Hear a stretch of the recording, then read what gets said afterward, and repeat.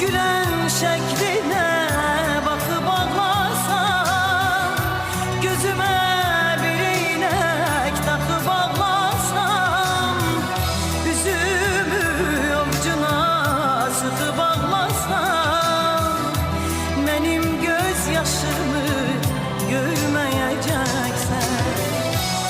o gülen şekline bakıp ağlasam, gözüme